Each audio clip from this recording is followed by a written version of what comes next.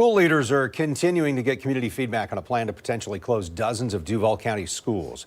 The district trying to find a way to make up for a $1.4 billion budget gap. Nothing is set in stone just yet.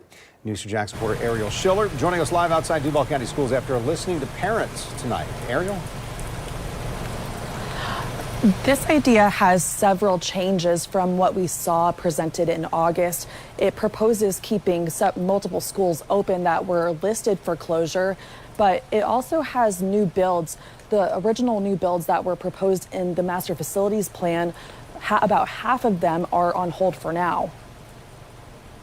A lot of information was presented to community members Thursday night about an updated idea for the master facility plan proposal. It cuts the plan costs down to $2.65 billion, which is closer to the $2.51 billion in revenue the district is projecting.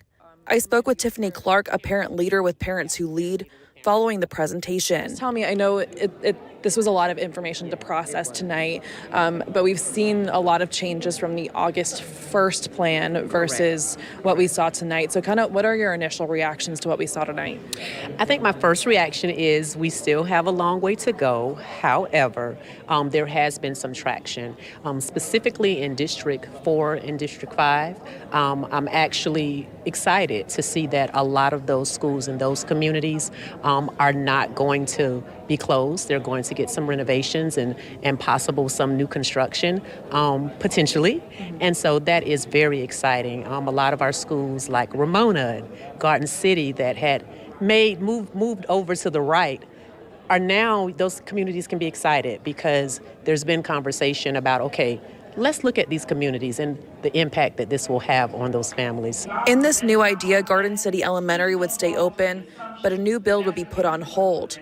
Also, Ramona Elementary would stay open and not consolidate into Ruth and Upson Elementary. This idea considers the possibility of putting Seabreeze Elementary's new build on hold and consolidating Mayport Elementary and Anchor Academy. Courtney Abernathy is the Master Facility Plan Focus Group representative for Anchor Academy, and she's concerned about consolidating those two schools.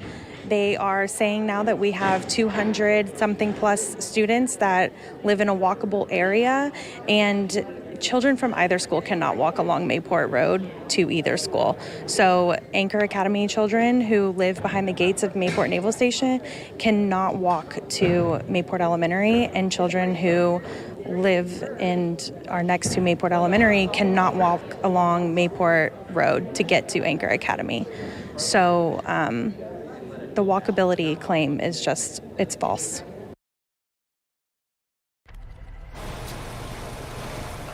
Now, this process isn't over just yet. Parents who were at the meeting tonight and community members will get to submit surveys, and staff will make changes to the proposal and present that to the board at a workshop on September 17th. The earliest the board will vote on a proposal is October 1st. Reporting live from Duval County Schools, Ariel Schiller, Channel 4, the local station. Ariel, thank you so much.